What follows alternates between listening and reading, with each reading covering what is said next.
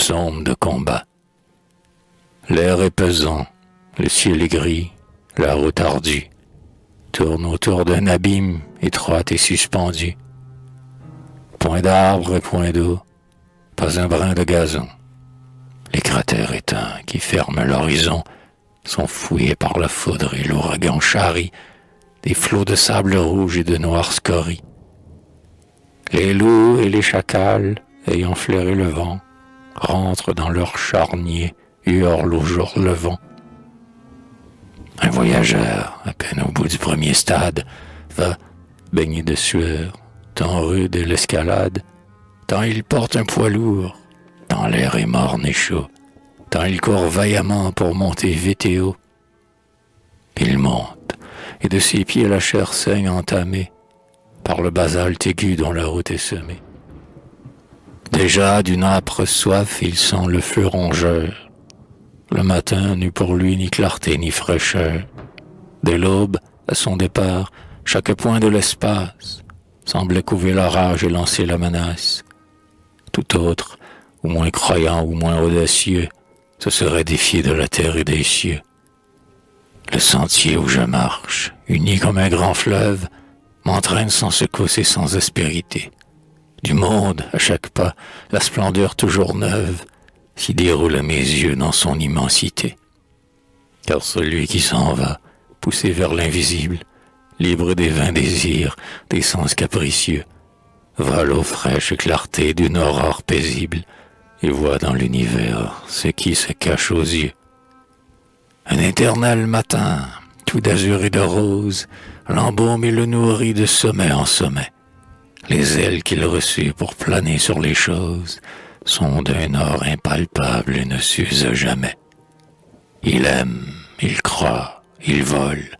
À trouver sa carrière, il n'hésite pas plus qu'un rayon de soleil. Sans rencontrer de nuit, prompt comme la lumière, il monte à travers Dieu de réveil en réveil. Qu'importe les rochers, la route âpre et sauvage, à la fois qui s'élance, à l'oiseau qui fend l'air, qui voit dans la nuit qu'importe le nuage, et les griffes du tigre à qui n'a pas de chair. J'ignore quel écueil se dresse dans ma vie, si mes noirs assaillants sont rares ou nombreux, mais j'ai vu par-delà, l'idéal me convie. Je ne sais si je puis, mais je sens que je veux. J'irai, que la tempête ou Siritou s'apaise. Le maître a commandé, c'est à lui d'y pourvoir. J'irai, ce lourd Simoun, ce fer, rien ne me pèse. Mon armure me porte, elle a non le devoir.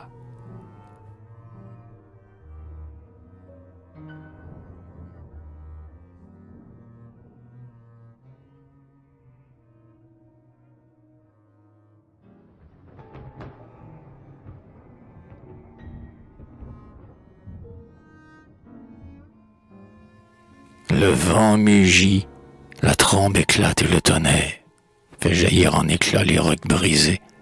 La terre, sous ces torrents de pluie et de grêle ont serré, lance contre le ciel des traits désespérés. Les pierres et les flots sur les coteaux ruissellent, dans les ravins comblés les forêts s'amoncellent, tout croule et rebondit sur les monts haletants. C'est un nouvel assaut des dieux et des titans. Les temples et les tours où l'homme a son refuge roulent comme du sable à travers ce déluge. Et quand, pour annoncer la fin du châtiment, l'arc-en-ciel a brillé dans un ciel plus clément. Quand les monts ébranlés sont rassis sur leur centre, hommes, troupeaux, sortis un par un de quelque antre, les rares survivants ces jeux du chaos, hagards et les yeux creux, la peau collée aux os, semblent des morts tirés tout à coup de leur tombe. Or, comme eux, échappés par miracle à la trombe de sang et de limon souillé, le pèlerin, appalant et boiteux, marchait, ferme et serein.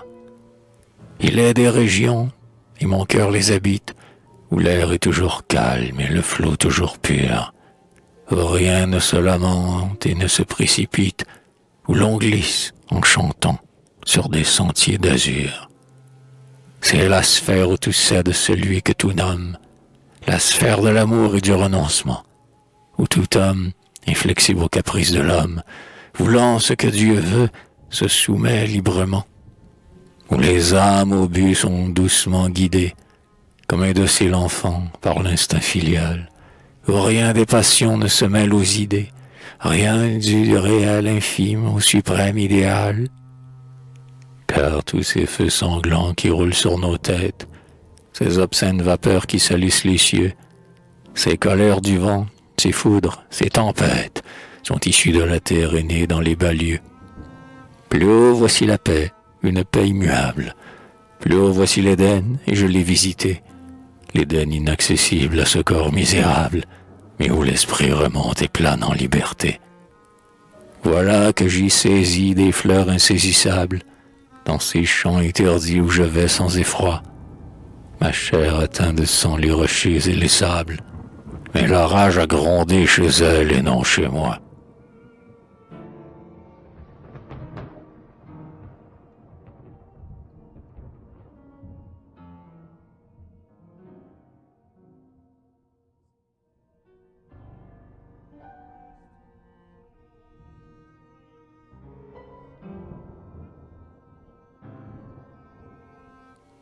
Plus noir à chaque pas s'élève une poussière, et d'infectes vapeurs jaunissent l'atmosphère.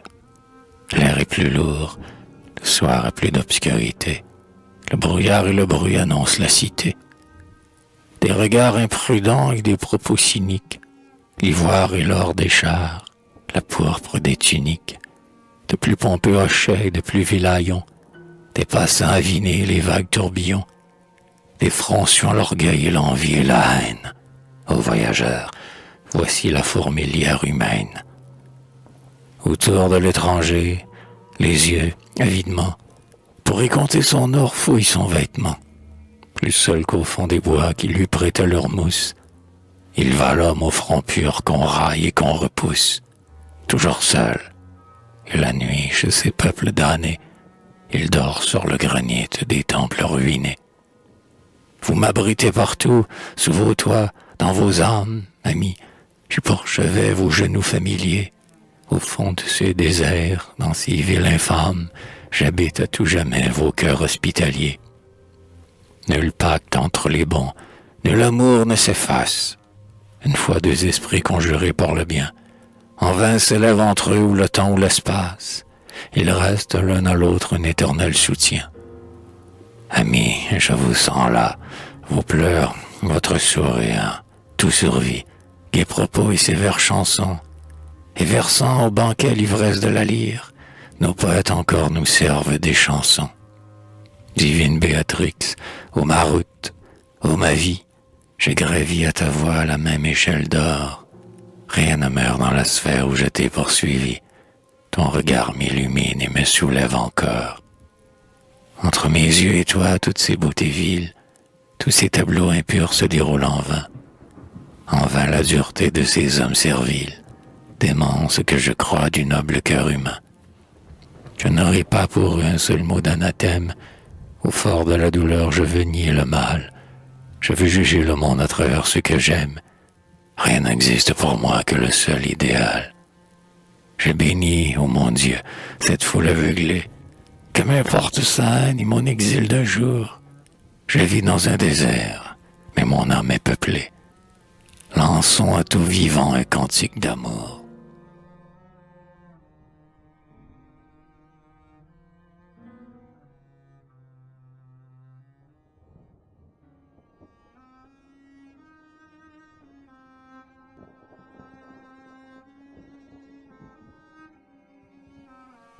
Or, la molle cité qui s'endormit la veille, dans les jeux et le vin, dont le sang se réveille. Ses plaisirs ont la haine, hélas, pour le lendemain. Ce luxe et la discorde a frayé le chemin. Les uns pour garder l'or, les autres pour le prendre. Dans une arène impie, on les voit tous descendre. N'y cherchez pas un homme à défaut de héros. C'est un combat de chiens se disputant un os. Hormis l'honneur, hormis le Dieu de leurs ancêtres, ils sont prêts à servir, à lécher tous les maîtres. Mais le sang coule à flot, ils ont bien combattu. Ils meurent bravement, c'est leur seule vertu. Or, sans rien espérer de ces débris d'empire, sans croire au bon, il faut lutter contre les pires. Nul, quand le cri d'alarme chez nous retentit, n'est exempt du devoir de choisir un parti. Tel qui fut sage hier, aimant la solitude, s'est armé comme un autre et s'est fait multitude. Le voilà descendu sans haine et sans terreur, dans ces luttes qu'il juge et qui lui font horreur. Aimons jusqu'à la mort la vérité proscrite, la justice étrangère à ses fougueux troupeaux, le droit dont le nom seul les blesse et les irrite, et que je cherche en vain sous un de leurs drapeaux. Suivons ce qui dure et nous garde au moins quelque ombre. Dieu seul connaît ici le pire et le meilleur. Suivons dans le mépris de la force et du nombre le chemin qu'a montré le guide intérieur. Qu'importe une défaite, un succès éphémère, la victoire sacrée plus d'un vil criminel, mais il importe, au prix de son lutte amère, de n'avoir pas un jour douté de l'Éternel, de n'avoir pas lavé ses mains comme Pilate, du sang de l'innocent et du persécuté, de n'avoir jamais dit au vil peuple qu'on flatte, j'ai mis votre intérêt avant la vérité, de n'avoir pas vécu dans un flegme imbécile, ni en vertu et vice et cherchant le milieu, et doutant du soleil quand le regard vacille, et se posant pour juge entre Satan et Dieu. Je sais ce qui s'agite au fond de ces querelles. Ces haines, ces désirs n'effleurent pas mon cœur. J'habite un lieu paisible et plane au-dessus d'elle. Je ne vois pas le monde en sceptique moqueur. Je crois au but divin que poursuit et qu'ignore tout ce peuple inquiet détourné de sa loi. J'entrevois l'idéal, je le sens, je l'adore, je crois. Je veux agir pour attester ma foi.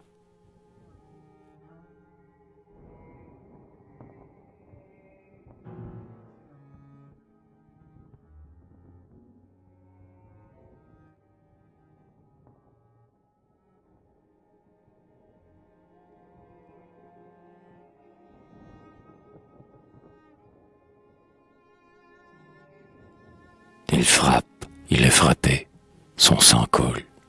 Il demeure sous son drapeau vaincu jusqu'à la dernière heure. Il tombe, il se redresse, et jusqu'au trait mortel, impassible au combat comme un prêtre à l'autel. Puisqu'il a dû braver, hélas, la pitié sainte, il brave les douleurs, il n'a pas une plainte. Homme, encore un effort, voici le dard vainqueur, le dard empoisonné qui perce jusqu'au cœur. Donne un dernier baiser à la croix de ton glaive. Il pâlit, il s'affaisse et plus ne se relève, et le feu qui succède à l'horrible frisson, jusqu'au fond de ses os coule avec le poison. Pas de fièvre en son corps que la douleur ne ronge. C'est le suprême assaut qui longtemps se prolonge. Sans vivre et sans mourir, cette chair qui se tord sentira jusqu'au soir les affres de la mort. Sous les pieds des chevaux, elle est déjà foulée. Que l'âme encore persiste et n'est pas envolée. Il faut, tant que ce cœur palpite vaguement, il faut qu'il soit broyé comme le pur froment. Je vois dans ces jardins la cité fraternelle, aux murs de jaspe et d'or cimentés par l'amour. La porte ouverte à tous n'a pas de sentinelle. Des harpes et des voix chantent sur chaque tour. Un arbre aux larges bras couvre sa vaste enceinte, immense, illuminé, semblable au soleil. Il verse en tous les temps sur cette ville sainte, et des fruits et des fleurs germent d'un sang vermeil. Chacun remplit sa coupe à ce vin délectable, chacun se rassasie à ces fruits de la croix, et sur un trône assis, préside à cette table, Jésus, crucifié, seul survivant des rois. Les anges, par milliers, vêtus de robes blanches, promènent dans les airs la lyre et l'encensoir, et de leurs yeux profonds, bleus comme des pervenches, des gouttes de parfum pleuvent matin et soir.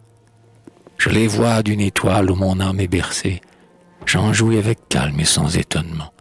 La douce vision, présente à ma pensée, n'a jamais eu de fin ni de commencement.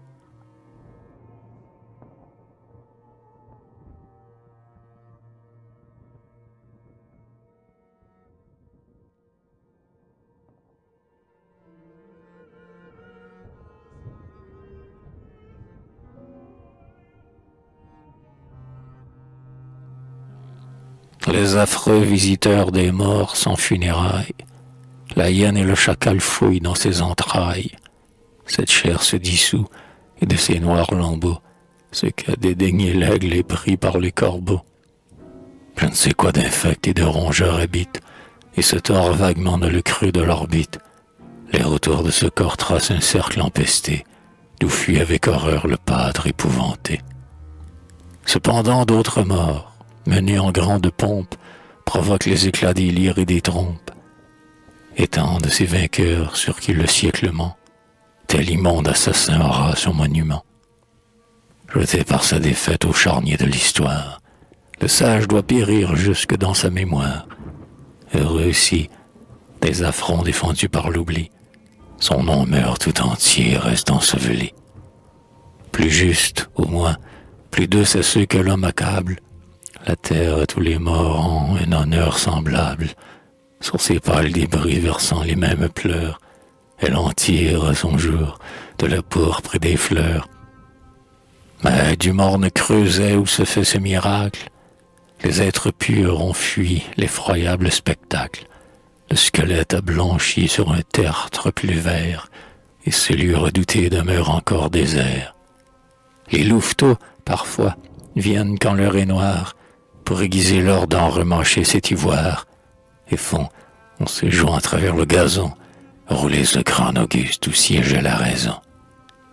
Ouais, j'ai fait de chemin, jusque dans le ciel même, à travers des soleils parcourus sans effort, depuis que j'ai conquis la liberté suprême, celle qui nous délivre à jamais de ce corps. Quand l'homme a secoué sa dépouille grossière, quand la terre a repris tout ce qu'elle a donné, des astres, plus nombreux que ces grains de poussière, font cortège à l'esprit de sa gloire étonnée. Le faucheur, tout l'été, dans ses plaines fécondes, tranchera moins d'épis et de brins de gazon que mes ailes, d'un coup, n'ont soulevé de monde dans ces champs de l'azur qui n'ont plus d'horizon.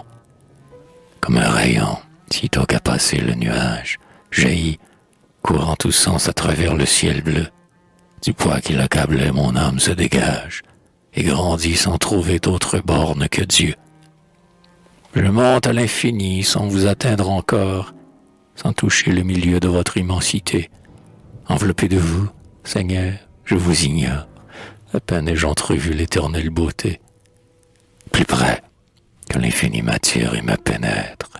Enlacez-moi d'un nez plus étroit et plus doux. Plus près encore, Seigneur, attirez tout mon être, puisqu'il demeure entier quand je me perds en vous. Voilà que j'ai franchi tout l'azur, tout l'espace. J'ai mis les vastes cieux entre la terre et moi. Et je ne suis qu'au bord, Seigneur, à la surface, mais j'ai l'éternité pour me plonger en toi. Rien ne m'enchaîne plus à cette terre obscure. Rien ne peut plus cacher à mes yeux le vrai jour. Rien ne l'ôtera plus, mon Dieu, ta créature. L'abîme est entre nous comblé par ton amour.